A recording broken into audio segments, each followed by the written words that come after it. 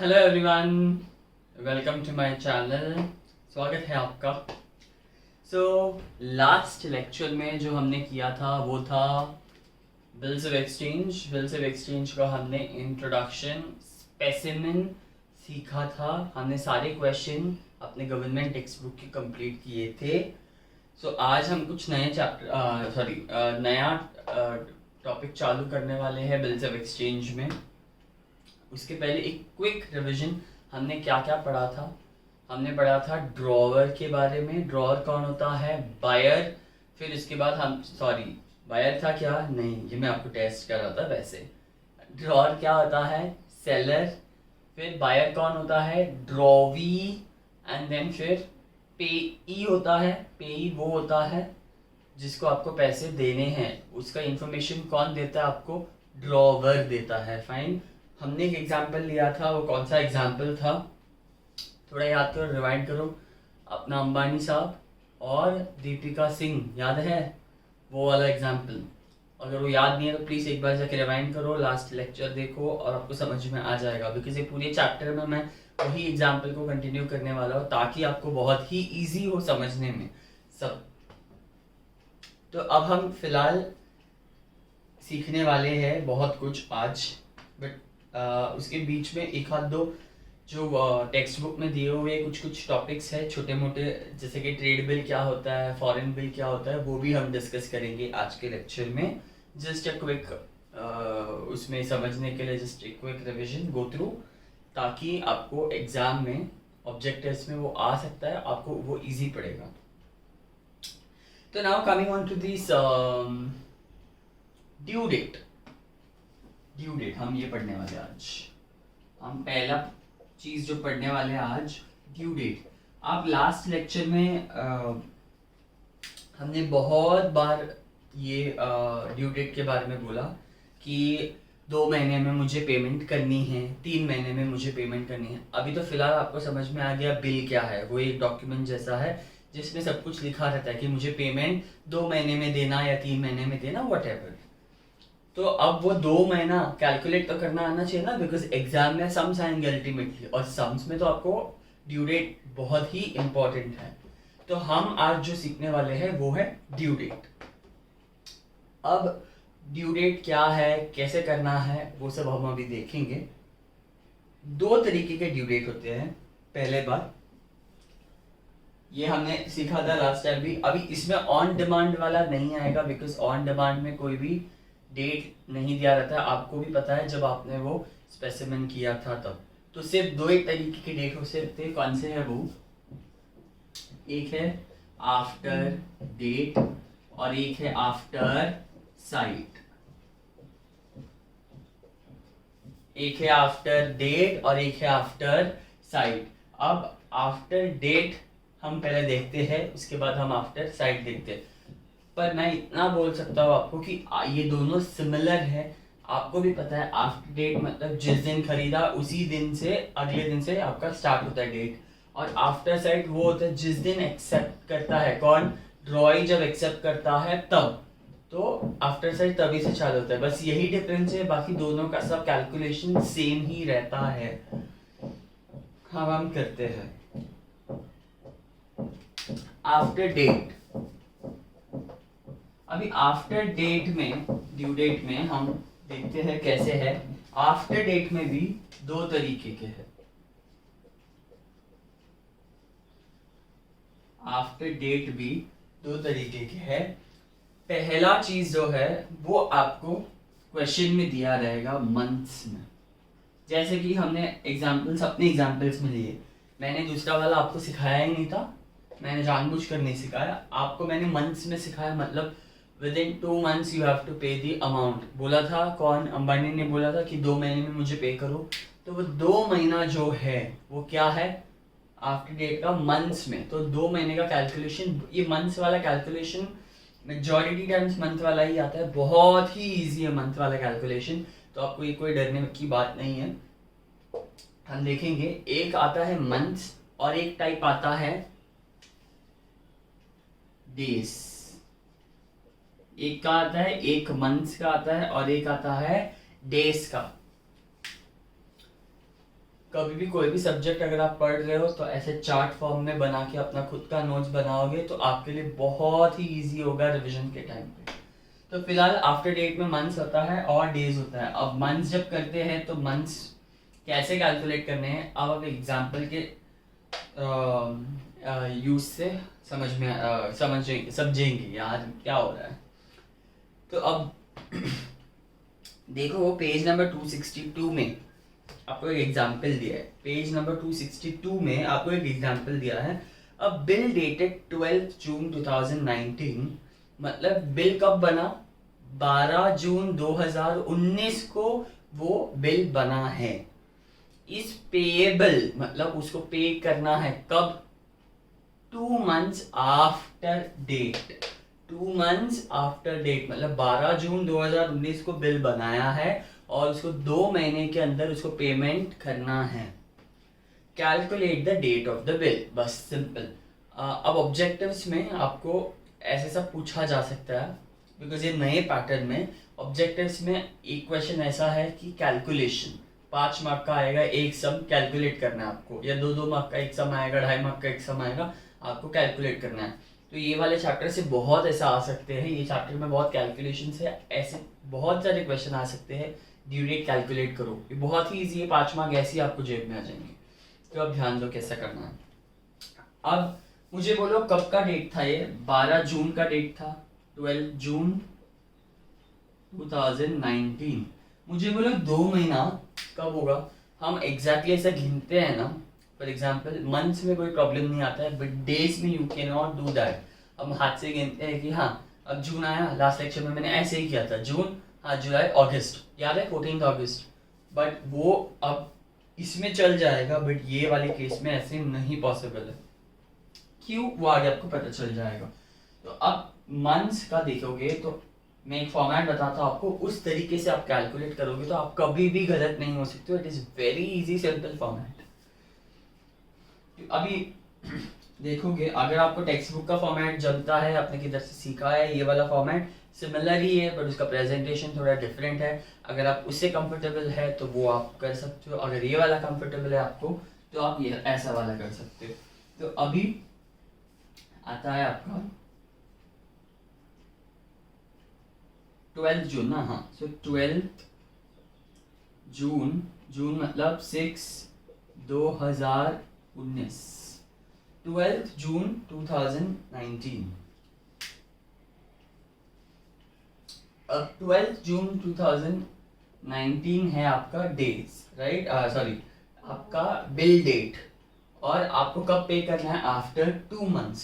तो ये हो गया डीडी, ये हो गया एमएम, और ये हो गया वाई वाई। ओके, तो आपने पहला क्या सीखा, डेट 12th है, मंथ 6th है और ईयर 2019 है।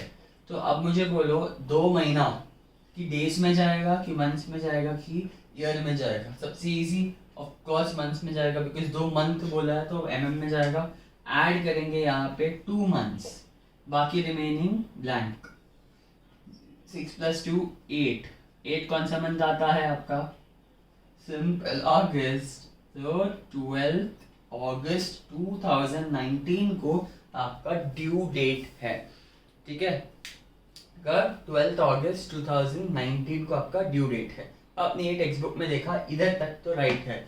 आप बोलोगे सर अब ये 3 क्या दिया है, डेज में 3 ऐड किए, क्यों 3 ऐड किया, ऐसे ही नहीं होता भाई, ये अभी आपको मैं समझाता हूँ।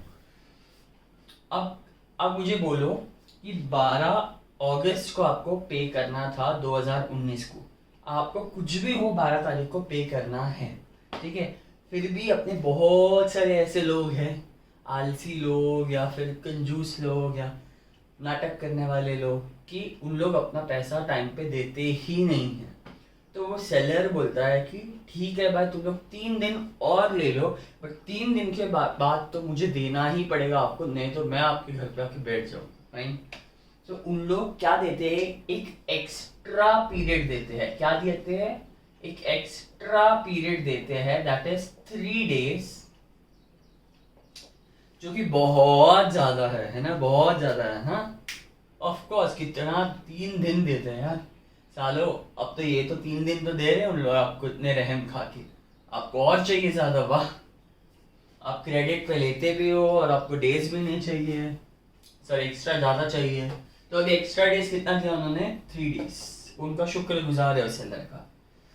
अब 3 डेज जो एक्स्ट्रा दिया है उन्होंने, इसको बोलते हैं ग्रेस डेज, या ग्रेस पीरियड बोलते हैं, या फिर ग्रेस डेज बोलते हैं। क्या बोलते हैं, ग्रेस डेज। ग्रेस मार्क्स देते हैं ना एग्जाम में, जिससे आप सब पास होते हो, राइट। जो भी 35 वाले रहते हैं उन लोग सब तो ऐसे ही पास होते हैं, 32 आता है और वो 3 मार्क दे देते, 35 आ जाता है। तुम तो ऐसे ही पास हो के आए हो यहाँ पर अकाउंट्स में, है। आप टेंशन मत लो, मेरे से पढ़ के आप डेफिनेटली 80 है। एनी हाउ, ग्रेस पीरियड जो है वो है आपका 3 डेज। अब मुझे बोलो डेज है ये, it's not months, right. 3 month पागल है क्या। तो मुझे बोलो कहाँ पे ऐड करना है, डीडी में ऐड करना है, एमएम में ऐड करना है, या वाईवाई में ऐड करना है। आपको कहाँ पे ऐड करना है, डीडी में ऐड करना है। तो डीडी कितना आएगा, 3 दिन का, 3 दिन, बाकी सब रिमेनिंग डैश। तो कितना आएगा, 15 अगस्त 2019, राइट। 15 अगस्त 2019। हाँ, अब मुझे बोलो, अब एक और इसमें प्रॉब्लम है। 15 अगस्त को आपको पे करना है, इतना तक तो आपको समझा। बट 15 अगस्त को क्या है इंडिया में, क्या है, अपना इंडिपेंडेंस डे है ना, राइट। रिपब्लिक डे नहीं भाई, इंडिपेंडेंस डे। 14 तारीख को अपना बाजू वाले का है पाकिस्तान का, और 15 तारीख का अपना है। तो ये तो आपको पता है, हर साल इंडिपेंडेंस डे आता है, हर साल पब्लिक हॉलीडे, ये आपको पता है। तो जब आपको पता है कि 15 तारीख को आपका छुट्टी है, तो 15 तारीख को थोड़ी बैंक खुला रहेगा कि आप जाके बैंक में पैसे करोगे। भले आज का ज़माना ऐसा है कि ऑनलाइन ट्रांजैक्शन होता है, बट आज तक अभी तक वो चेंज नहीं हुआ है ये वाला सिस्टम। तो 15 तारीख को जब आपका छुट्टी है, तो आपको उसके पहले वाले दिन, ठीक है, that is immediate preceding day, immediate preceding day, एक से ज्यादा हो गया, preceding day, you have to pay, you have to pay immediately, the immediate preceding day, जिस दिन आपका ड्यू डेट है उसके पहले वाले दिन आपको पे करना ही पड़ेगा। This is only if it is a national holiday, मतलब आपको पता है पहले से कि ये छुट्टी होने वाली है। तो आप किस तारीख को पे करोगे, ऑफ कोर्स कब पे करोगे, बाकी सब ये माइनस किया मैंने, 14 अगस्त 2019 को आप क्या करोगे, फाइनल आपका ड्यू डेट है पे करने का, ठीक है। ये 3 दिन सबको दिए जाते हैं, ऐसा नहीं है कि कोई फ्रेंड रहेगा गर्लफ्रेंड रहेगी तो दे दे, ऐसा कुछ नहीं है, आप कोई स्पेशल आदमी नहीं है, सबको 3 दिन देते हैं। उसको बोलते हैं ग्रेस डेज, राइट। और अकाउंटिंग लैंग्वेज में ग्रेस डेज बोलते हैं, लीगल लैंग्वेज में बोलते हैं क्या, क्या बोलते हैं, legal due date, legal due date. तो बोलोगे कि ये क्या बात हुई, लीगल ड्यू डेट इसको बोलते हैं, तो इसको क्या बोलते हैं, ये जो 12 तारीख है उसको बोलते हैं नॉमिनल ड्यू डेट। मतलब एक्चुअली ड्यू डेट कब होना चाहिए था, 12 तारीख को, पर आपको क्या मिला, ऐड क्या हुआ, ग्रेस डेज। जब ग्रेस डेज ऐड होता है आपका, तो nominal days, sorry nominal due date plus grace day, grace days is equal to what, legal due date, समझा। तो लीगली आप कब बाइंड होंगे देने के लिए, 15 तारीख को, पर आपका छुट्टी है 15 तारीख को, इसके लिए माइनस किया और आपका ड्यू डेट क्या हुआ, एक्चुअल ड्यू डेट वो हुआ आपका 14 अगस्त 2019। ये हो गया आपका मंथ्स का कैलकुलेशन। आई होप ये आपको समझा हो। अगर कोई भी डाउट है please ask in the comment section, I will definitely take it ahead with another example. But I guess मैंने बहुत अच्छे से समझा लिया ये चीज़। वापस से मैं एक बार रिवाइज करा लेता हूँ। पहला आता है DDMM-YY, आपका 12 तारीख का बिल का डेट था। कितने महीने के लिए बिल बोला था, 2 महीने में आपको पे करना था, तो आपने ऐड किया मंथ्स में, तो क्या हुआ 12 तारीख आया अगस्त का। बट इतना रहम खाया सेलर ने कि आपको 3 दिन एक्स्ट्रा और दे दिया और आपने 3 दिन और ले लिया। 3 दिन ऐड किया तो कितना हुआ, 15 हो गया, अब 15 हो गया तो क्या हुआ, 15 अगस्त से छुट्टी है भाई, इंडिपेंडेंस डे है, तो एक दिन उसने माइनस किया तो कितना हुआ ड्यू डेट, 14 अगस्त 2019, ये हुआ आपका डेट। अब आता है डेज में, डेज का कैलकुलेशन कैसा करना है सर, ये अभी हम सीख लेते हैं। अब मुझे बोलो, जब डेज करते हो, आई होप ये आपको समझा हो, प्लीज ये लिख लो।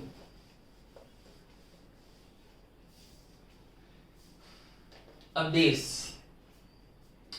डेज जब आएगा, सेम डेज में भी DDMM YY होता है डेफिनेटली, DDMM और YY, ठीक है, ये इंडियन स्टैंडर्ड है। अब यहाँ पे भी सेम डेट लेते हैं हम, कभी है नहीं, इसमें दूसरा क्वेश्चन दिया है, दूसरा एग्जांपल है tenure of bill given in days, तो अगर वो देखोगे आप, अ बिल डेटेड 14 दिसंबर 2019, मतलब 14 दिसंबर 2019 को बिल दिया है, and is payable 90 days after date, after date के बाद 90 डेज के बाद पेएबल है। ये दिया है डेज में और ये आपका मंथ्स में नहीं दिया है। जब मंथ्स में दिया रहता है तो आप ऐसा करोगे, जब डेज में दिया रहेगा तो ये वाले मेथड से करोगे।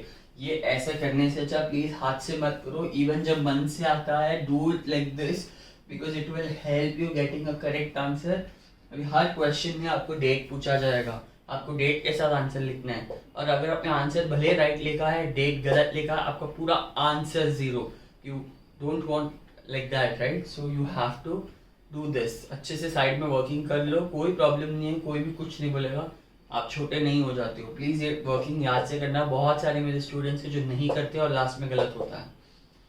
तो कमिंग ऑन टू डेज, उसमें आता है 14 दिसंबर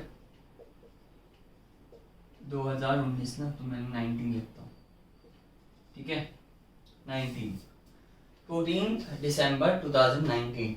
अब मुझे बोलो कि 90 डेज बोला है, मतलब 14 दिसंबर से आपको 90 डेज कैलकुलेट करना है। क्या आपके पास इतना टाइम है एग्जाम में कि 15, 16, 17, 18, 19 करोगे? No, you don't have time to count 90 till then, okay? Then what will you do? You will use a shortcut method like this. आप मुझे बोलो 14 दिन तो गए, राइट? कितने दिन होते हैं दिसंबर में? 31 ना यार, 31 दिसंबर को इतना तो दारू पीते हैं जाके। 31, राइट? 31 दिसंबर, अभी इधर कुछ भी नहीं, 19। अब मुझे बोलो 31 को माइनस करेंगे तो आपको कितने दिन मिलेंगे? अनएक्सपायर्ड डेज बोलते हैं उसको बोलते हैं अनएक्सपायर्ड डेज। मतलब इतने तो दिन बीत गए ना, इतना दिन तो मर गया, कितना दिन अभी भी बाकी है आपका? 17 दिन बाकी है। तो ये आपका हुआ 17/12/2019, मतलब 17 डेज आपका है, राइट? पहला चीज हम माइनस करेंगे, उसके बाद जो भी आता है वो सब ऐड करते जाएंगे। बहुत ही इजी है, देखो।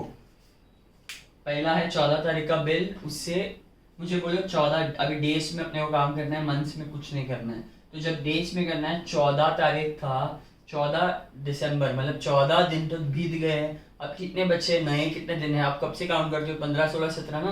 तो ऐसे जब 31 तक काउंट करोगे, एक बार आप चाहिए तो हाथ से काउंट करके देखो, 17 दिन होते हैं। तो 17 दिन बचे हैं, तो दिसंबर के 17 दिन। उसके बाद नेक्स्ट डेज कौन सा आता है? 90 डेज तक करना है, अभी तक आपका 17 ही हुआ है। अब नेक्स्ट मंथ कौन सा है? ऐड करो, चलो। नेक्स्ट मंथ कौन सा है? जैन। जैन में कितना मंथ होता है? 31।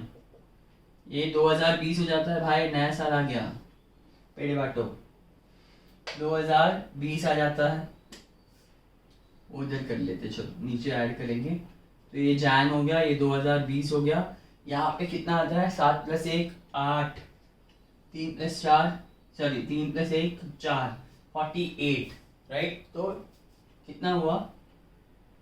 48 डेज हो गया अभी तक, ठीक है। और आप अभी जैन में खड़े हो, ये वाला आप नहीं मत लिखो, चलेगा इधर। 48 डेज हो गया, यहाँ पे लिखो, सॉरी 2020 यहाँ पे लिखो, नहीं तो कंफ्यूज हो जाओगे आप। अभी कितना दिन हो गया? 48 डेज। तो ये अभी अपना कैलकुलेशन वाला पार्ट है, ये वाला रहने दो। यहाँ पे आप लिखोगे 31, और ये जैन हुआ, और ये 2020 हो गया। अब ये कैलकुलेशन वाला पार्ट, अब इधर कुछ भी मत लिखो। नेक्स्ट आता है, अभी 48 डेज हो गया 90 में। अभी कौन सा दिन है नेक्स्ट, सॉरी कौन सा मंथ है नेक्स्ट, फरवरी है। फरवरी में कितना होता है, बिकॉज ये 2020 है राइट, ये साल, एक तो ये साल पूरा साला बंद था, लॉकडाउन कोरोना पूरा साल चलेगा, और ये साल लीप ईयर भी था, साल एक और एक्स्ट्रा दिन भी आ गया।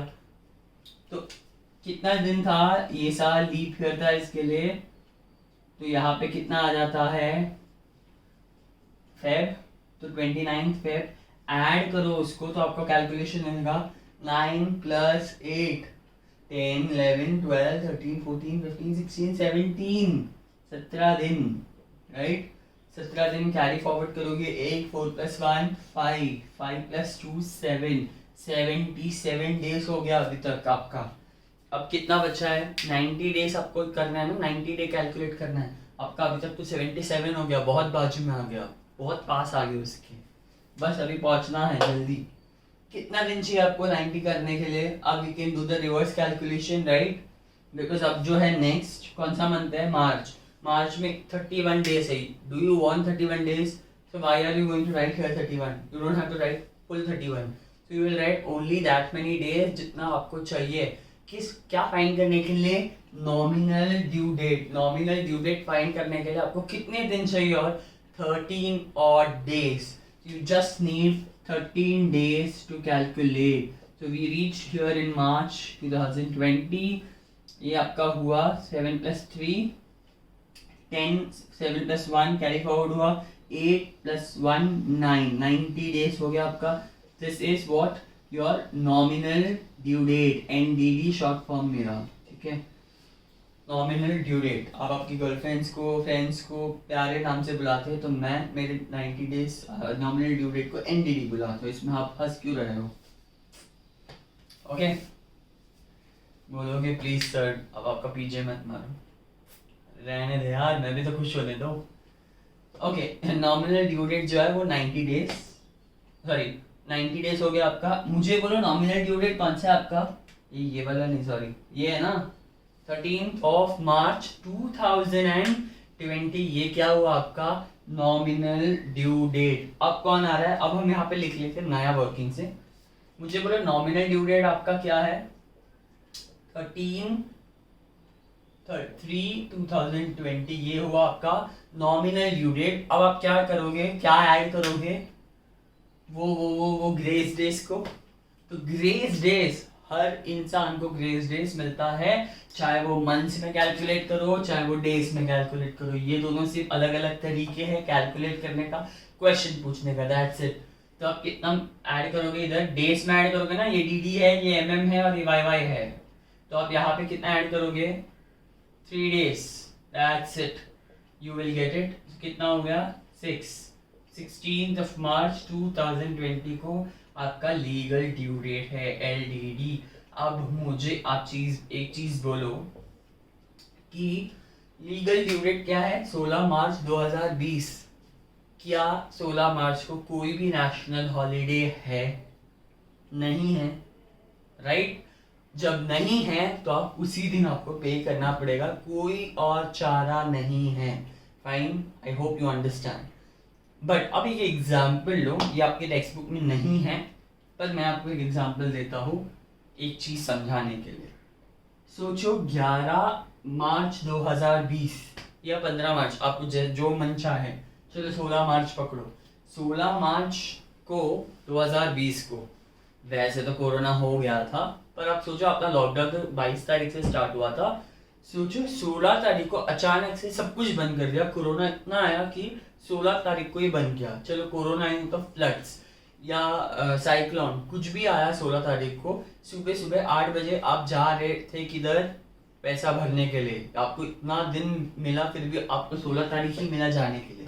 आप 16 तारीख को लास्ट डेट में जा रहे हो किधर, जस्ट घर से निकल रहे हो बैंक के लिए और भूकंप आ गया, आप क्या करोगे, आप मुझे बोलो। तो ये सिचुएशन में जब कभी भी ऐसे नेचुरल डिजास्टर्स होते हैं या फिर ऐसा कोई इमरजेंसी हॉलीडे होता है, अर्थक्वेक आएगा थोड़ी ऑफिस चालू रहेगा, बैंक वाला बोलेगा कि चल मैं अब भी आ जा करके, नहीं आ सकते ना, ऐसा सिचुएशन नहीं होता है।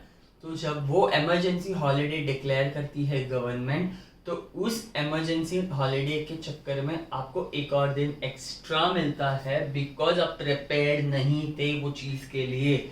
यहाँ पे ऐसा नहीं था, आपको पता था कि 15 अगस्त आपका इंडिपेंडेंस डे है, पहले से ही आपको पता था छुट्टी है, तो आपको पहले दिन पे करना था।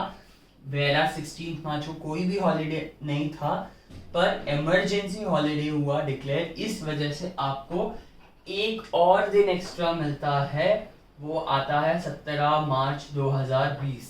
इस तारीख तक आपको ये अमाउंट कैसे भी पे करना ही है।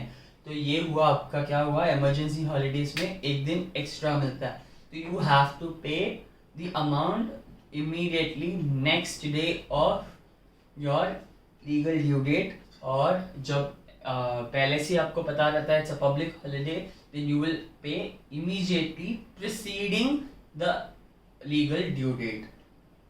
That's it. I hope you guys are clear. इसमें कोई भी कंफ्यूजन वाली बात नहीं थी। Please copy it down, it's a very easy topic. ये same to same question text book में मैंने उसी में से उठाया है ताकि आपको कंफ्यूजन ना हो। So that's it, you copy it down. तो अभी आप अगर पूछोगे मुझे कि आफ्टर डेट था ये, आफ्टर साइट में क्या डिफरेंस है? आफ्टर साइट में is absolutely no difference.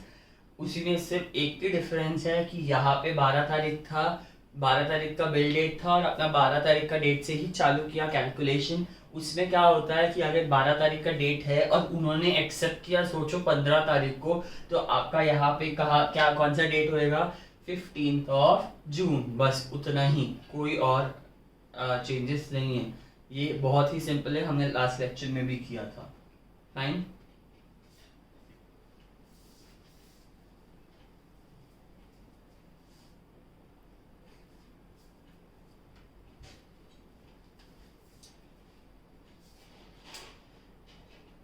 Okay, सो अब रही बात 2-3 चीज़ें की। वो है what is inland bill, what is foreign bill, what is a trade bill, ये आपको डाउट रहेगा। अब ट्रेड बिल मतलब नॉर्मल जो बिल्स ऑफ एक्सचेंज आप करते हो, आपने जो डॉक्यूमेंट किया था वो होता है नॉर्मल ट्रेड बिल, ठीक है, जहाँ पे पैसा इन्वॉल्व हो और वो एक ट्रेड ट्रांजैक्शन हो।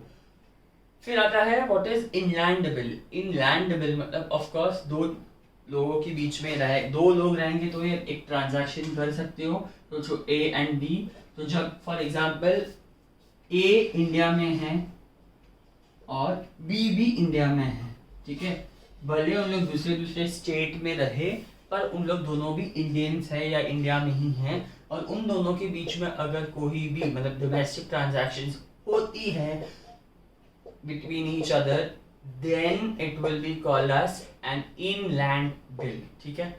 What is a foreign bill? When both of these, when one of the person from these lives in abroad, ठीक है, मतलब एक फॉरेन कंट्री में रहे, कोई भी हो, चाहे वो नेपाल भी हो, अपने लिए तो फॉरेन है, ओके, तो फॉरेन कंट्री में रहे फॉर एग्जांपल बी, और उन दोनों के बीच में अगर कोई भी ट्रांजैक्शन होता है तो उसको हम क्या बोलते हैं, foreign bill. That's it, very simple, plain. अब टेक्स्ट बुक में लिखेगा तो 3 लाइन का कुछ दिया रहता है या 2 लाइन का दिया रहेगा, आप कंफ्यूज हो जाते हो, बस इतना ही है, इनलैंड बिल, फॉरेन बिल और trade bill. That's it with all those definitions. Let's move on to the actual topic, like the core, जिसमें से आपको क्वेश्चन पूछा जाएगा एग्जाम में। इतना टाइम जो आप पढ़ रहे, तो आप बोलोगे कि इतना टाइम सर हम क्या पढ़ रहे थे, फिर इतने टाइम यही चैप्टर पढ़ रहे थे, बट आप सिर्फ बेस क्रिएट कर रहे थे जो भी करने के लिए। आपको अगर आउटपुट चाहिए तो you need to study the main content. अब मेन क्या है, यही है चीज जो लोगों को कंफ्यूजन क्रिएट करता है, बिकॉज इसमें काफी सारी जर्नल एंट्रीज है। ऑलरेडी बच्चे लोगों को जर्नल एंट्रीज बोलेगा तो ही नफरत है। I don't know why, it's so easy. Before entering into journal entries, I just need to clear your basic. That is, I need 3 golden rules of accounting. Can you please remember what is 3 golden rules of accounting? अभी और मन में बोलोगे, तब तक मैं board में लिख लेता हूँ।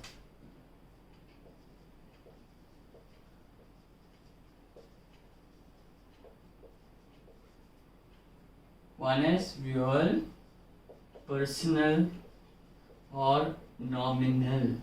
दो चीज होते हैं अपना हमेशा अकाउंट्स डुअल एंट्री पे होता है, सिंगल एंट्री पे नहीं होता। आई hope you have studied this much. तो एक साइड होता है डेबिट और एक होता है क्रेडिट। फाइन। अब रियल में फर्स्ट क्या है, पहला rule, debit come what comes in, credit what goes out. Personal में क्या आता है, डेबिट द रिसीवर, जिसको भी मिला, पर्सनल में इंसान का नाम आता है ना, क्रेडिट द गिवर, जो भी दिया उसको क्रेडिट करो। नॉमिनल में debit all expenses and losses, credit all incomes and gains. Very simple. ये आई होप आपको याद हो। प्लीज़ और प्लीज़ एक चीज़ जो है आपको याद रखनी है लाइफ टाइम, बिकॉज कितने भी बड़ी पोस्ट में आप जाओ, कभी कभी ऐसा क्वेश्चन पूछ लेते हैं HR एग्जाम, सॉरी इंटरव्यूज़ में आपको ऐसे सब क्वेश्चन पूछते हैं, आपने कभी एक्सपेक्ट भी नहीं किया होगा और आप भूल जाते हो। कई बार ऐसा होता है कि पर्सनल को आप रियल के साथ जुड़ जाते हो बिकॉज आपको इतना दिन से टच नहीं है। ऐसा नहीं होना चाहिए, बहुत ही सिंपल है। कोई भी अगर पूछेगा आपका, अगर आंसर नहीं आया तो नाक कट जाएगी, बोलेगी आप क्या अकाउंट्स पढ़ रहे हो। This is the base. अगर ये आपको आ गया अच्छे से, एंड डैम श्योर आपको कोई भी जर्नल एंट्री ईजी लगेगा। हम अभी हर जर्नल एंट्री को उस हिसाब से ही पढ़ेंगे। We will not by heart. I don't want you to by heart all these journal entries. इसमें मिनिमम 20 जर्नल एंट्री है या 10-15 जर्नल एंट्री तो मिनिमम है। प्लीज़ अभी बाय हार्ट नहीं करोगे, आप समझोगे इसके बेसिस पे आपको इजीली ऑटोमेटिकली बाय हार्ट हो जाएगा। आपको कोई भी बाय हार्ट करने की ज़रूरत नहीं है, याद हो जाएगा आपको। तो ये हुआ आपका गोल्डन रूल्स। चलो अब हम रेडी है बेस के साथ। Let's just get into the topic. पहला चीज तो मुझे बोलो, बिल्स ऑफ एक्सचेंज आप कितने तरीके से उसको, मतलब फॉर एग्जांपल सेलर अंबानी कितने तरीके से उसको वो चला सकता है वो बिल को, वो हम देखने वाले हैं। तो types of bills of exchange, कितना टाइप्स है, ठीक है, या फिर बिल ऑफ एक्सचेंज से आप क्या क्या कर सकते हो। तो जैसा टेक्स्ट बुक में दिया है वही डायग्राम से मैं करूँगा। बिल ऑफ एक्सचेंज है, ठीक है, उससे आप क्या कर सकते हो ये हम देखेंगे। पहला चीज जो कर सकते हो वो है रिटेन कर सकते हो। रिटेनिंग द बिल मतलब, सर रिटेनिंग मतलब, रिटेन मतलब ऑफ कोर्स अपने पास ही रखना। तो जिसका ड्रॉवर और ड्रॉई, तो ड्रॉवर अपने पास ही रखता है ना। मुझे बोलो बिल्स ऑफ एक्सचेंज क्या करता है, ड्रॉवर बना के किसको देता है, पहला ड्रॉई को। ड्रॉई क्या करता है, उसको साइन करता है और क्या करता है, साइन करके किसको वापस करता है, वो ड्रॉवर को करता है। तो ड्रॉवर के पास ऑप्शन है एक तो उसको अपने पास रखना जब तक वो पैसा नहीं आता है, या फिर वो क्या कर सकता है इज डिस्काउंट कर सकता है बिल को। अब ये क्या है, ऑफ कोर्स मैं बाद में बताऊंगा जब ये वाले टॉपिक पे आएंगे। पहला हम रिटेनिंग करेंगे एंड देन फिर डिस्काउंट करेंगे। फिर आता है अपना एंडोर्सिंग। ये क्या है, नाम तो बढ़िया लग रहा है, एंडोर्सिंग। ये भी आएंगे, अब घाई नहीं करेंगे, आराम आराम से जाएंगे। I don't want you to mug up everything together, आराम आराम से करेंगे। पहला रिटेनिंग हो जाएगा, फिर हम डिस्काउंटिंग पे आएंगे, फिर हम एंडोर्सिंग में आएंगे, एंड देन फिर आएगा last, that is bill sent for collection.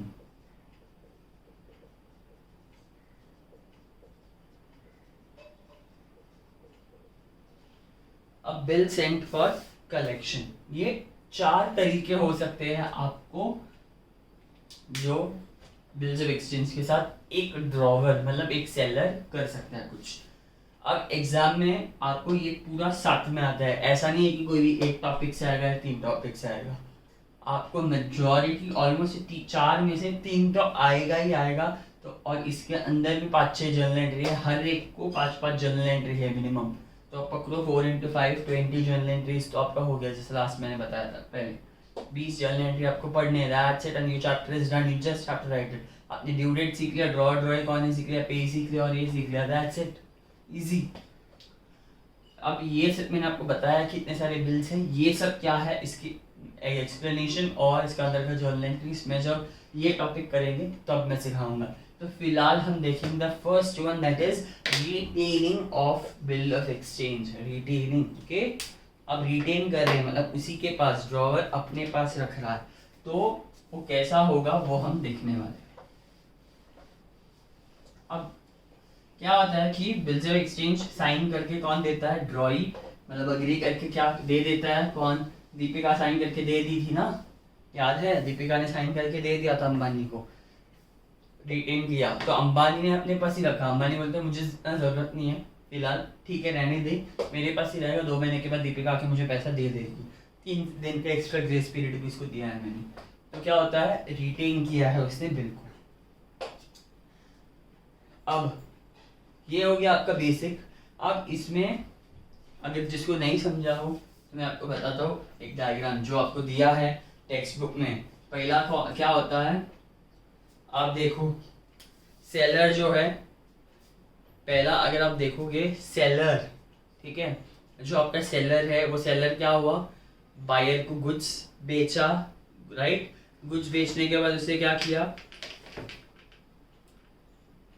क्या हुआ, सेलर कौन हुआ उसका, क्रेडिटर, और डेटा सॉरी बायर कौन हुआ उसका, डेटर। वो ये चार्ट में दिया है, ड्रॉज द बिल, मतलब सेलर बिल ड्रॉ करता है, ये आपने सीख लिया है। उसके बाद क्या होता है कि एक्सेप्टिंग करता है, कौन एक्सेप्ट करता है, ड्रॉई एक्सेप्ट करके किसको देता है, अपना सेलर को दे देता है, तो वो क्या होता है, holder of the bill. Holder मतलब उससे रिटेन किया ना, उसने अपने पास ही रखा है, तो इंग्लिश में उसको होल्ड बोलते हैं, सिंपल होल्डर।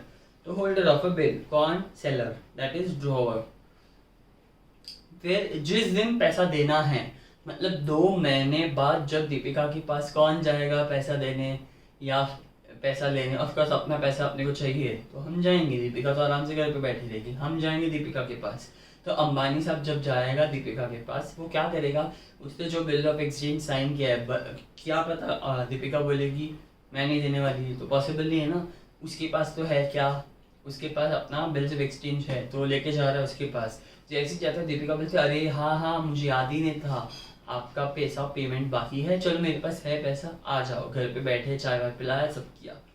अब क्या होता है, इन लोग के बीच में ट्रांजैक्शन होता है, दीपिका अपने हाथ से सॉरी अपने वॉलेट से पैसा निकालती है, वॉलेट में चेक निकालती है, पैसा तो इतना 50 लाख तो नहीं निकाल सकती है, बट वॉलेट से चेक निकालती है, और किसको देती है, अंबानी को। तो अंबानी उसके बिहाफ पे क्या देता है, उसके बिहाफ पे वो जो बिल्स ऑफ एक्सचेंज है वो देता है, किसको, दीपिका को।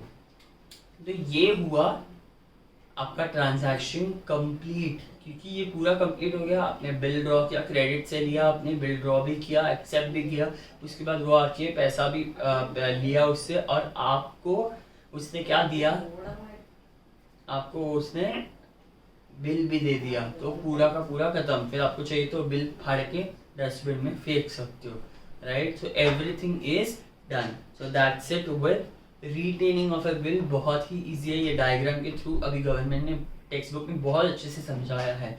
आई होप आपको इसका फर्दर एक्सप्लेनेशन जरूरत नहीं, ये सब हमने किया है।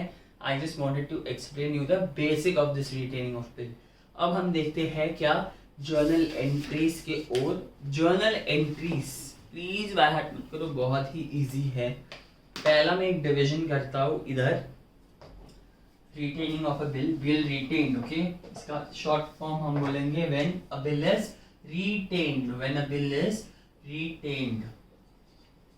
तो जब रिटेन्ड रहेगा बिल तो हम क्या करेंगे, ठीक है। अब बिल रिटेन कर रहे हैं, पहला चीज, अभी जर्नल एंट्री में ना देखो मैं इधर ऐसा ड्रॉ कर रहा हूँ, आप भी आपके नोटबुक में ड्रॉ करोगे बाद में, अभी नहीं, अभी प्लीज ध्यान से करो, बस स्ट्रेट लाइन बन गया।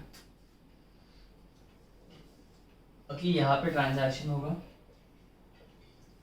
यहाँ पे इन द बुक्स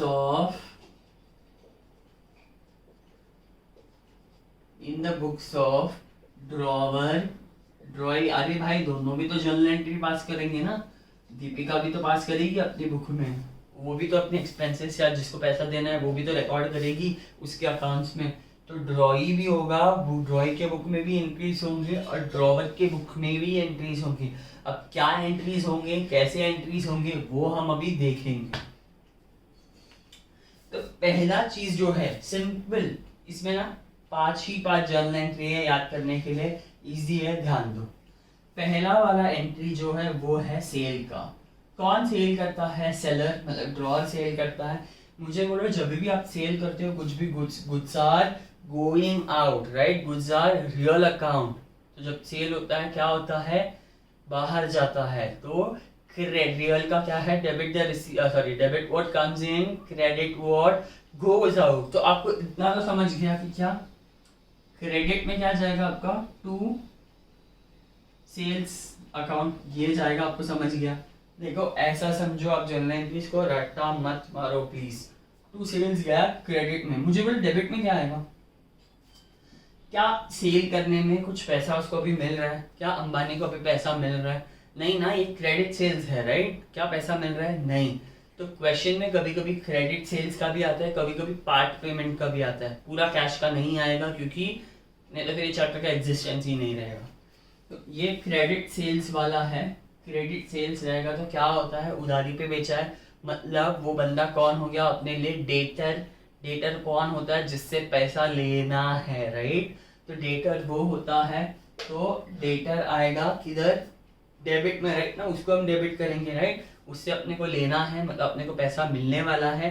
रिसीवेबल है तो इसके वजह से उसको करेंगे हम, राइट। डेटर तो कौन है?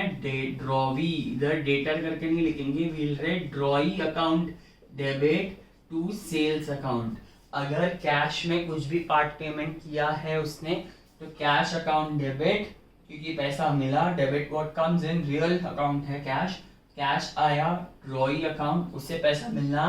बाकी ये डेटर क्या है? रियल है ना, डेटर रिसीवेबल है ना, मनी रिसीवेबल है डेटर, मतलब तो पैसा आने वाला है। तो डेबिट टू सेल्स, जो क्रेडिट गोज आउट, राइट।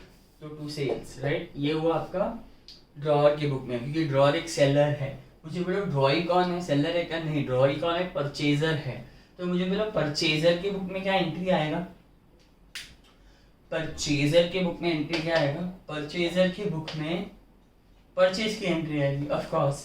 तो परचेज क्या क्या डेबिट करोगे आप? जब यहाँ पे अपने सेल्स डेबिट किया है तो परचेज को डेबिट करोगे ना यार, ऑफ कोर्स। अगर आपने कुछ चीज खरीदा है तो आपको वो चीज मिल रहा है। अगर फॉर एग्जांपल मैंने ये वाली पेन खरीदी है तो मेरे को ये पेन मिल रहा है, उसके बदले में मेरे हाथ से क्या जाने वाला है? Cash, right. तो पहला क्या होगा? परचेज अकाउंट डेबिट, आपको कुछ चीज मिली वो डेबिट टू, उसके बदले में क्या गया? कैश। अगर कैश में आपने थोड़ा पेमेंट किया रहेगा तो कैश आएगा, पर यहाँ पे हम क्रेडिट परचेज की बात कर रहे हैं। तो यहाँ पे अगर आपने ड्रॉई को डेबिट किया है क्योंकि ड्रॉई से मिलने वाला है, तो यहाँ पे क्या होने वाला है? किसको देना है? उसको क्रेडिटर को देना है। और क्रेडिटर हमेशा कहाँ पे? It will stand, he will stand always on the credit side, he will never stand in the debit side. Debtors always stand in debit side and creditors always stand in credit side. यहाँ पे purchase account debit हो गया तो to किसको करोगे? पैसा तो नहीं जा रहा है तो क्या जा रहा है? किसको देना है आपको पैसा? आपको देना है क्रेडिटर को। क्रेडिटर कौन है? अपना सेलर। सेलर कौन है? Drawer, right. तो ड्रॉवर, ये तीनों चीज सेम है। क्रेडिटर, क्रेडिटर, ड्रॉवर, सेलर, सब कुछ सेम है, अलग अलग लैंग्वेज में अलग अलग बुलाते हैं उसको। तो यहाँ पे हम लिखेंगे ड्रॉअर। जैसे कि मैंने पहले भी बताया कि बिल्स ऑफ एक्सचेंज में आप हमेशा ड्रॉवर, ड्रॉई और पेही का ही नाम यूज करेंगे और किसी का भी नाम यूज नहीं करेंगे। तो that's it with the first entry. I hope you understood. Let's move on to the next entry which is, अब आपने तो क्रेडिट में सेल किया, मुझे बोलो नेक्स्ट चीज क्या करता है? जैसे कि हमने वो फ्लो चार्ट में पढ़ा था इसके पहले, रेटिंग बिल रिटेंड का, कि सेल होने के बाद क्या करते हैं? सेलर क्या करता है? जाता है किसके पास? नहीं, सेलर क्या करता है? बिल ड्रॉ करता है। किसको देता है? बायर को, राइट। तो अभी क्या होता है? बिल ड्रॉ करता है, तो बिल ड्रॉन एंड एक्सेप्टेड, ठीक है। बिल ड्रॉ किया और एक्सेप्ट भी तो करती है ना कौन? दीपिका, मतलब ड्रॉइंग तो एक्सेप्ट भी तो करती है, बिल बायर एक्सेप्ट भी करती है। तो आपका बिल ड्रॉन एंड एक्सेप्टेड, ये हुआ आपका second journal entry of bill retain. मुझे बोलो जब बिल ड्रॉन एंड एक्सेप्टेड का एंट्री ड्रॉवर में, सिंपली मुझे बोलो क्या आएगा? बिल ड्रॉ किया, तो बिल ड्रॉ किया तो आपको चलो ये नहीं पता कि डेबिट में क्या आएगा, क्रेडिट में क्या आएगा, बिल, क्रेडिट में क्या आएगा, कौन गिवर है, पैसा किसको देना है, ड्रॉई को देना है ना, तो ड्रॉई का ही नाम आएगा, उसके हाथ से जा रहा है, टू ड्रॉई, मतलब राइट, किससे मिलने वाला है, ड्रॉई से मिलने वाला है, तो ड्रॉई के लिए तो वो एक्सपेंस हुआ, ड्रॉई को देना है अपने को, तो ड्रॉई अकाउंट क्रेडिट, क्योंकि वो गिवर है। मुझे बोला डेबिट में अपने को क्या मिलने वाला है, कैश, पर हम अभी तो कैश नहीं लिख सकते हैं ना, हम अगर अभी कैश लिखेंगे तो प्रॉब्लम हो जाएगा, जब एक्चुअली कैश आएगा तब हम क्या एंट्री मारेंगे। तो फिलहाल बिकॉज अपने को क्या मिल रहा है, ड्रॉवी से बिल साइन करके अपने को मिल रहा है, तो receiving, we are receiving something, what are we receiving, we are receiving the bill which we are going to retain till the payment is being done. So bill receivable account, bills receivable account, समझा, bills receivable मतलब क्या, वो bill उसे sign करके दिया तो अपने को बिल्स रिसीवेबल, इन शॉर्ट या हम एक पैसे की तरह ही करेंगे, बाद में जब वो बिल पैसा मिलने की बारी आएगी तो हम ये बिल को क्या करते हैं, वो ड्रॉअर क्या करता है, ड्रॉई को दे देता है। अब मान लीजिए कि दीपिका को बिल दे दिया तो वो पैसा क्या होएगा, उसको मिलेगा। तो फिलहाल हम कैश नहीं लिखेंगे, हम क्या लिखेंगे, बिल रिसीवेबल। तो bill receivable account debit to drawee account, कौन देने वाला है पैसा, ऑफ कोर्स ड्रॉवी ना, तो ड्रॉवी का नाम आएगा क्रेडिट में, समझा, because he is the giver. That's it with this drawer का पार्ट। अब आते हैं ड्रॉई के पार्ट में। अगर इसको बिल्स रिसीवेबल है, ठीक है, इसने क्या किया, बिल रिसीव किया, तो क्या किया उसने, डेबिट किया। तो मुझे बोले सिंपल सी बात है, ये किसने दिया, ड्रॉई ने दिया, तो ड्रॉई के हाथ से क्या जा रहा है, ऑफ कोर्स बिल्स रिसीवेबल ना, बट बिल्स रिसीवेबल किसको बोलते हैं, रिसीव करते हैं तब, तो ये क्या बोलेगा, पे करेगा तब। तो बिल्स पेबल, इसको पैसा देना है तो इसको क्या होएगा, क्रेडिट होएगा, और नाम हम यूज करेंगे पेएबल, किसको, ड्रॉई को, क्योंकि वो परचेजर है, और ड्रॉवर को क्या करेंगे हम, रिसीवेबल, क्योंकि वो रिसीव करता है। तो यहाँ पे टू क्रेडिट में क्या आएगा, to bills payable, to bills payable account, fine. अब नेक्स्ट आता है आपका क्या, यहाँ पे क्या आएगा, किसका नाम आएगा, ऑफकोर्स किसको मिल रहा है पैसा, किसको मिल रहा है पैसा, ऑफ कोर्स ड्रॉअर को मिल रहा है ना। अगर इधर आपने ड्रॉई को क्रेडिट किया है तो इधर भी क्या आएगा, उसका एग्जैक्ट ऑपोजिट एंट्री ना, drawer account debit, that is Ambani account debit to bills payable. इसने एक्सेप्ट करके इसके हाथ में भिजवा दिया और इसको मिल गया, तो इसके लिए उसने बिल्स रिसीवेबल को डेबिट किया। That's it, very simple. ये दो एंट्री अच्छे से समझ लो। आई डोंट थिंक आपको किधर भी इसमें कंफ्यूजन की जरूरत है, मैंने बहुत क्लैरिटी से समझाना है। The next thing is bill is honoured. Bill is honoured मतलब, ऑनर मतलब क्या होता है भाई, फोन नहीं, ऑनर का फोन नहीं, ऑनर मतलब पैसा आपको मिला, जिस दिन पे आपको ड्यू डेट में पैसा मिलना था उस दिन आपको पैसा मिल गया। आपने ये बिल क्या किया, जाके ड्रॉई के हाथ में थमा दिया, तो ड्रॉई ने आपको क्या किया, डायरेक्टली वॉलेट से उठा के पैसा दे दिया, उसको बोलते हैं बिल इज ऑनर्ड। उधर आपका पूरा ट्रांजैक्शन कंप्लीट हो जाता है, तो बिल इज ऑनर्ड। अब बिल इज ऑनर्ड में मुझे बोलो इसको क्या मिलता है, जब वो प्रेजेंट करता है बिल तो उसको क्या मिलता है, ऑफ कोर्स कैश अकाउंट। तो हम लिखेंगे कैश या बैंक, क्योंकि उसको इधर कैश में भी मिल सकता है या चेक में भी मिल सकता है या फिर उसको इंटरनेट बैंकिंग से भी मिल सकता है। तो हम लिखेंगे कैश और बैंक। जब तक क्वेश्चन में कोई क्लैरिटी नहीं दिया रहेगा हम लिखेंगे कैश और बैंक अकाउंट डेबिट। उसको क्या मिला, पैसा मिला। टू, मुझे बोलो वो क्या दे रहा है कि उसको कुछ मिल रहा है, वो क्या देने वाला है, बिल्स रिसीवेबल। तो लेके आ इधर नीचे बिल्स रिसीवेबल अकाउंट डेबिट, ठीक है। तो उसने बिल रिसीवेबल जो है वो दे दिया, किसको, बिल, ड्रॉई को दे दिया, तो उसको क्या मिला, इधर पैसा मिला उसके अगेंस्ट। तो cash in bank account debit to bills receivable account. अब आते हैं हम ड्रॉवी के पास। ड्रॉई के पास क्या है, ड्रॉई के हाथ से क्या जा रहा है, पैसे जा रहे हैं, क्योंकि उसको पैसे देने हैं, तो उसका हाथ से क्या जा रहा है, टू कैश और बैंक अकाउंट, राइट। मुझे बोले डेबिट में क्या आता है, उसको क्या मिल रहा है पैसा देने के बदले में, ये bills payable account,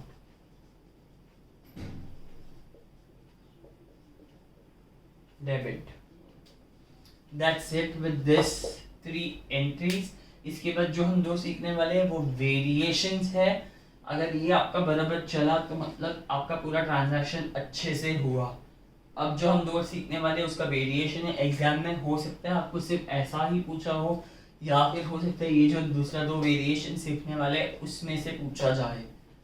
we can not predict, we will and learn that also. अब क्या होता है कि उसने जो बिल रिटेन करके रखा, मतलब उसने होल्ड करके रखा था कौन, ड्रॉवर ने, वो हो गया डिसऑनर। ठीक है, मतलब रिटेन्ड बिल इज डिसऑनर्ड।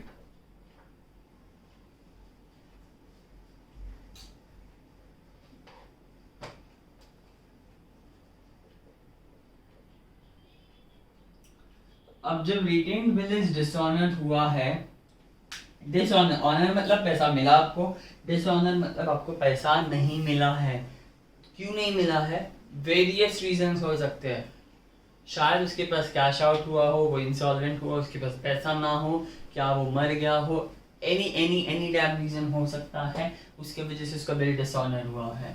तो अब हम यहाँ पे क्या लिखेंगे, जब रिटेन्ड बिल इज डिसऑनर है तो यहाँ पे ड्रॉवर की बुक में क्या एंट्री आता है, क्या उसके पास पैसा आने वाला है? अभी नहीं आने वाला है। तो ये जो आपने एंट्री यहाँ पे मारा है, बिल ड्रॉन एंड एक्सेप्टेड, ठीक उसी का उल्टा एंट्री होगा, क्योंकि पैसा अब किससे आना बाकी है वापस, अब तो आया नहीं, तो पिछला बिल तो कैंसिल हो गया। अब आपको क्या करना पड़ेगा, आपको वापस से बिल क्रिएट करना पड़ेगा, क्योंकि ये पैसा तो दे नहीं रहा है, तो आपको वापस से बिल जनरेट करना पड़ेगा, तो आपको बिल कैंसिल करना पड़ता है। तो इन शॉर्ट आपको क्या होएगा, ड्रॉई account debit, drawee account debit. अब क्या हो रहा है, वापस से ड्रॉई को डेबिट किया, क्यों? क्योंकि उसे पैसा मिलने वाला है। कब मिलेगा हमको नहीं पता, मिलेगा, नया बिल हम लोग जनरेट करेंगे अभी, क्योंकि पिछला वाला उसने बहुत प्लीड किया, दीपिका ने बहुत पैर पकड़े अंबानी का, जब अंबानी आया था उसके घर पे कि प्लीज़ मेरे पास पैसे नहीं है, प्लीज़ मुझे और बढ़ा के दो, मैं आपके पैर पड़ती हूँ, एक्सेट्रा एक्सेट्रा ब्ला ब्ला ब्ला व्हाटएवर। तो उस केस में अंबानी बोलता है ठीक है, ये बिल आप रख लो, फाड़ दो ये बिल को, मैं नया बिल बना के भिजवा देता हूँ, ये अंबानी बोलता है। तो सिंपल हम यही कर रहे हैं, ये बिल को हम देंगे, वो फाड़ देगी और हम नया बिल बाद में बनाएंगे, वो क्वेश्चन में आ जाएगा। ड्रॉवी अकाउंट डेबिट टू, उसके बदले में हम लोग क्या दे रहे हैं, ड्रॉवी को हम लोग दे रहे हैं बिल्स रिसीवेबल, हम दे रहे हैं बिल्स रिसीवेबल। ये एंट्री का एग्जैक्ट उल्टा है। अगर आपको ऐसा शॉर्टकट में याद रखना है तो आप देखोगे तो आपको पढ़ना बहुत ही कम चीज़ है, सब कुछ तो अगर आप लॉजिकली लिंक करोगे तो बहुत ही इजी है। ये वो आपका ये वाला एंट्री। Next is drawee. अब ड्रॉवी में आप क्या करोगे, ड्रॉवी में मुझे बोलो ड्रॉवी को क्या मिल रहा है, ऑफ कोर्स बिल्स पेएबल। अरे कैसे सवाल है, अगर इधर से वो दे रहा है तो इसको मिलेगा ही ना। तो bills payable account debit to, मुझे बोलो उसको अभी भी पैसा देना है ना, क्रेडिटर ही है अभी भी, कौन, ड्रॉवर साहब अपना, तो drawer account. Fine, I hope you guys understood what is dishonour. Dishonour मतलब वो पैसा नहीं मिलने वाला तो उनको कैंसिल करना पड़ेगा। अब उसको जब बनाएंगे हम लोग नया बिल, वापस से प्रोसीजर सेम होगा और फिर लास्ट में उनका ऑनर होगा। ये एक आपका वेरिएशन है, मैं अभी भी बोल रहा हूँ, this is a variation and not आगे का स्टेप। ये स्टेप इधर खत्म हो जाता है। अल्टीमेटली ऐसा होता है कि 2 महीना 4 महीना 3 महीना कितना भी हो, उसके बाद आपको पैसा तो आपको मिलना ही चाहिए ना, तो ऑनर तो होगा ही। बट क्वेश्चन में ऐसा बहुत सारा घुमा फिरा के देंगे कि पहला डिसऑनर हुआ, फिर उन्होंने बोला कि वापस से रिन्यू करो बिल को, वापस से अपने बिल बनाया, फिर वापस से पैसा मिलता है, ऐसे सब आपको उल्टा सवाल पूछेंगे। पर आप अगर इससे क्लियर है तो आपको कोई भी कुछ भी नहीं रॉन्ग करा सकता। तो ये एक वेरिएशन हुआ अब दूसरा एक वेरिएशन और सीख लेंगे,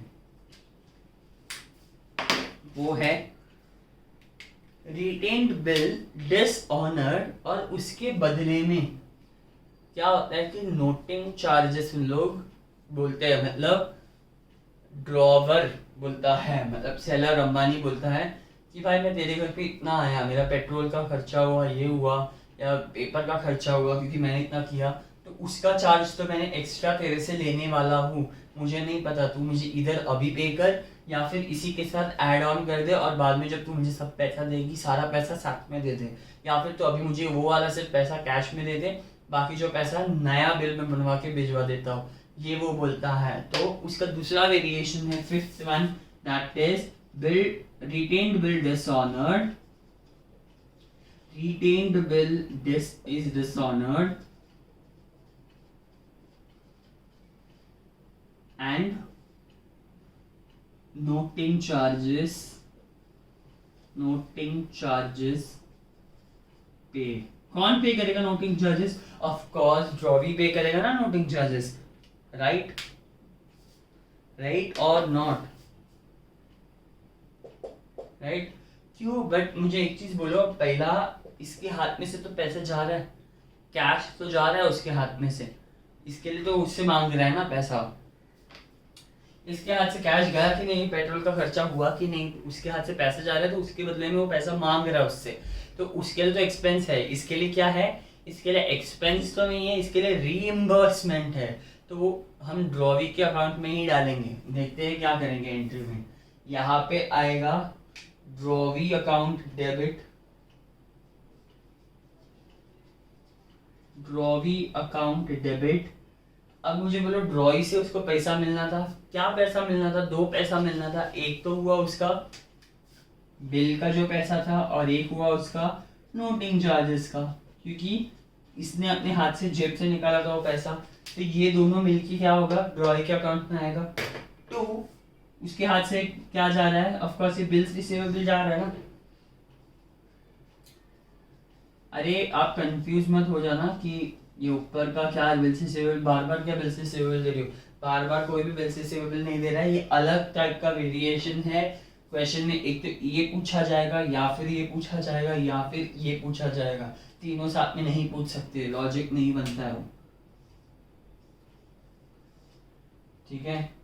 ये भूल जाओ अभी, जब ये पढ़ रहे हो तो ये प्लीज भूल जाओ। तो अब क्या कर रहे हो, बिल डिसऑनर हुआ तो उसको बिल तो देंगे, उसके बदले में आप नोटिंग चार्जेस भी पे कर रहे हो, मतलब पेट्रोल का सब चार्जेस भी पे कर रहे हो, तो नोटिंग चार्जेस अकाउंट डेबिट भी होगा, सॉरी क्रेडिट भी होगा, because it's credit what goes out, आपके हाथ से पैसा जा रहा है, शी नोटिंग चार्जेस क्रेडिट नहीं आएगा, आई एम सॉरी। क्या क्रेडिट होगा? हाथ से क्या जा रहा है, पैसा जा रहा है ना फिलहाल, तो टू कैश और बैंक अकाउंट। अरे यार हाथ से तो पैसे जा रहे हो, पेट्रोल का पैसा भर के आया है ना दीपिका के घर पे, तो कैश एंड बैंक क्रेडिट करोगे आप। और यहाँ पे क्या आएगा डेबिट में, यहाँ पे डेबिट में क्या जाएगा, बिल्स पेएबल, क्योंकि उसको बिल्स मिल रहा है, बिल्स पेएबल अकाउंट डेबिट। फिर यहाँ पे क्या आएगा,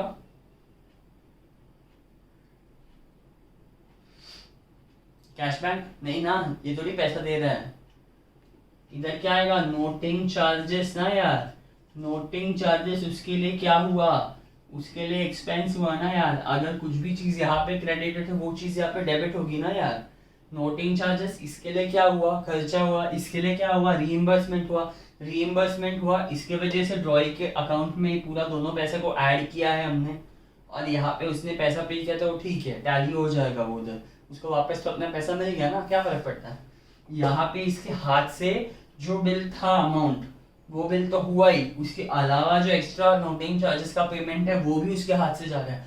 टू, अब इधर वो कैश नहीं पे कर रही है, इसके लिए क्या आएगा नाम, to drawee account, right. Ambani को देना है ना उसको, तो ड्रॉवी, तो उसका मुझे बोलो दो चीज ऐड हो गया उसके पास, क्या है वो दो चीज, यहाँ पे बिल्स पेएबल एक, और एक नोटिंग चार्जेस, तो इसके हाथ से जाने वाला है, उसके हाथ में मिलने वाला है, उसके लिए एक रीइंबर्समेंट हुआ और इसके लिए ये एक्सपेंस हुआ। इसका एक्सपेंस हुआ, इसके लिए नोटिंग चार्जेस लिखा, इसका पैसा मिला, रीइंबर्समेंट था, उसके हाथ से पैसा गया, इसके लिए आपने क्रेडिट में कैश और बैंक लिखा।